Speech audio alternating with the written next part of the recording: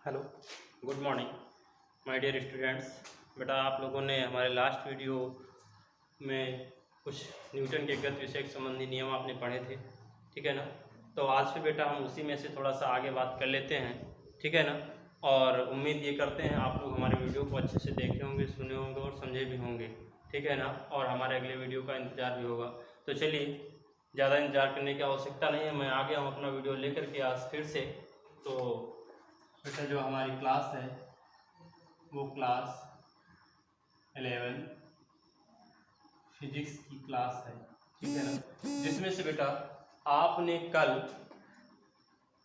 पढ़े थे गति विषय संबंधी नियम न्यूटन के, ठीक है ना। न्यूटन के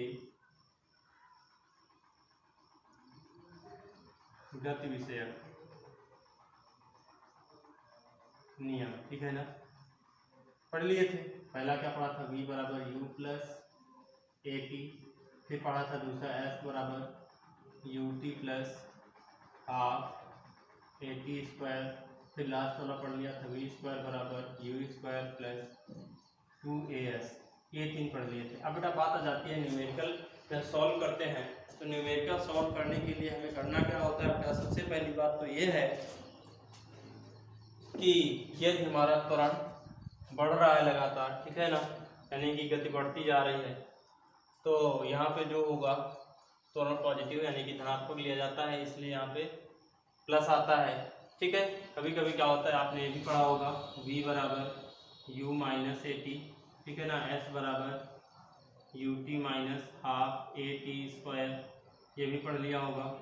और फिर जो है आपने v स्क्वायर बराबर यू स्क्वायर माइनस का 2as, ये भी पढ़ा है, ठीक है ना। तो ये जब अवमंदन की स्थिति होती है यानी कि तब त्वरण ऋणात्मक लिया जाता है, तब जो हमारा फार्मूला होगा यानी कि न्यूमेरिकल को सॉल्व करने के लिए जो लगेगा फार्मूला, तो ये फार्मूला लगता है, ठीक है ना। और ये सभी फार्मूले लगते हैं रेखीय गति के लिए। किसकी गति के लिए? रेखीय गति के लिए, ठीक है ना। जस्ट इसी के आगे जब बेटा हम बात करते हैं, तो जब गुरुत्व के अधीन गति होती है तब फार्मूले टाइप लगभग यही रहता है, लेकिन थोड़ा सा चेंजमेंट हो जाता है। तो यहाँ से लिखेंगे हम, जब गुरुत्व के अधीन गति होती है तब गति विषयक नियम। जब गुरुत्व के अधीन यानी कि अंतर्गत, या ये लिख लीजिए अधीन न लिख करके, गुरुत्व के अंतर्गत गति होती है तब गति के समीकरण। देखिए बेटा, जब गुरुत्व के अधीन यानी गुरुत्व के अंतर्गत गति होती है तब गति के समीकरणों में थोड़ा सा बदलाव आ जाता है। बदलाव क्या आता है, आपका सबसे पहले तो गुरुत्वीय त्वरण ही बदल जाता है, ठीक है ना। ए के स्थान पे आप जी लिखते हो यानी कि ए बराबर फिर जी लिखा जाता है, ठीक है ना। दूसरी बात, जो आप यहाँ पे दूरी s लिखते हो, तो जब गुरुत्व के अधीन गति होती है तो दूरी को s के स्थान पे h लिख दिया जाता है, यानी कि यहाँ जो फार्मूले बन के तैयार होते हैं वो ये हो जाते हैं v बराबर u प्लस जी टी। फिर दूसरा बन जाता है h बराबर u t plus half g t square, और लास्ट फॉर्मूला बन जाता है v square equal to u square plus का 2gh। तो बेटा ये किसके लिए होते हैं, ये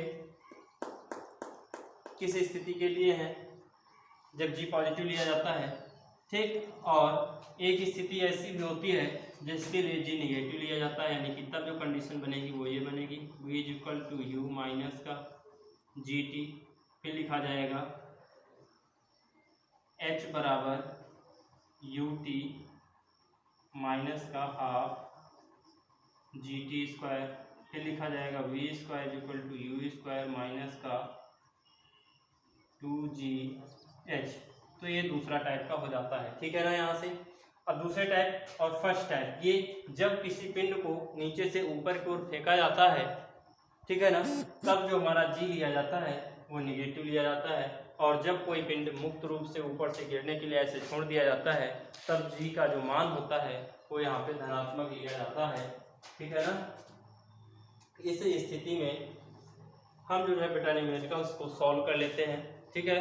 फिर इसके बाद जो है जो चैप्टर आ जाता है हमारा, चैप्टर तो यही है, चैप्टर में एक अगला टॉपिक भी है और उसी टॉपिक को बता करके आपका जो है चैप्टर लगभग एंड हो जाएगा, ठीक है ना। उसके बाद फिर जो है नेक्स्ट वीडियो में अपने न्यूमेरिकल्स लेकर के मिलेंगे। तो आपको जितने भी फॉर्मूले इस चैप्टर में पढ़ाए गए हैं, इसके पहले चैप्टर में बताए गए हैं, उन सभी फॉर्मूलों को आपको तैयार रखना है ताकि आप आगे आने वाले वीडियो में जो न्यूमेरिकल्स बताए जाएँ उनको अच्छी तरीके से समझ सकें। बात समझ रहे हैं ना। तो चलिए बेटा बात कर लेते हैं हम आपेक्षिक वेग की, कि हमारा आपेक्षिक वेग क्या होता है, ठीक है ना। आपेक्षिक वेग, ठीक, आपेक्षिक वेग जो होता है वो एक विमीय वेग भी होता है, एक विमीय वेग कहलाता है, ठीक। आपेक्षिक जैसे कि मान लेते हैं हम कोई भी दो वस्तुएं हैं, एक ए है और दूसरी वस्तु बी है, ठीक है ना। और दोनों वस्तुएं जो है वो क्या है, गतिमान है, क्या है, गतिमान है यहाँ से, ठीक, और एक ही दिशा में गतिमान है। और आपसे पूछा जाए कि आपेक्षिक वेग क्या है, यानी कि यहाँ से जैसे हम लिख दें आपेक्षिक वेग को VAB से लिखेंगे जब दो वस्तुएं गतिमान होंगी तो, ठीक है ना। और जब आपेक्षिक वेग की बात की जाएगी तो यहाँ पर दो वस्तुएं तो होंगी गति के लिए, ठीक है ना। देखो जैसे हम आपसे कोई क्वेश्चन करें कि इनका आपेक्षिक वेग बताइए इन दोनों का, तो यहाँ पे जैसे बेटा हमने VAB लिख दिया है, तो हमारा कहने का मतलब ये है कि वस्तु B के सापेक्ष A का वेग जो है वही हमारा आपेक्षिक वेग कहलाता है, ठीक। फिर आगे अगर बात की जाए तो इसी को दूसरे टाइप से, जैसे ये VBA अगर लिख दिया जाए तो ये मत सोचना कि चाहे VAB लिखा जाए या VBA लिख दिया जाए, नहीं बेटा, यहाँ पे डिफरेंस हो जाता है और उस डिफरेंस को समझना बहुत जरूरी है। VAB का मतलब है कि B के सापेक्ष A का वेग और VBA का मतलब है कि A के सापेक्ष B का वेग। बात समझ रहे हो ना। तो यहाँ से आपको इतना क्लियर कर लेना है, ठीक है ना। तो चलिए आगे का हमारा जो टॉपिक रहेगा वो टॉपिक ये है कि हाँ इसी वेग पे ही बात करेंगे हम, जो है जब वेग एक ही दिशा में होते हैं तो वो दोनों जुड़ जाएंगे और जब विपरीत दिशा में होंगे तो दोनों को आपस में सब्ट्रैक्ट कर लिया जाएगा इस आपेक्षिक वेग में। तो ठीक है, हम अगले वीडियो में जो है आप अपने इस चैप्टर्स के न्यूमेरिकल लेकर के फिर से मिल रहे हैं बहुत ही जल्द। तब तक आप इस वीडियो को ध्यान से सुनिए, समझिए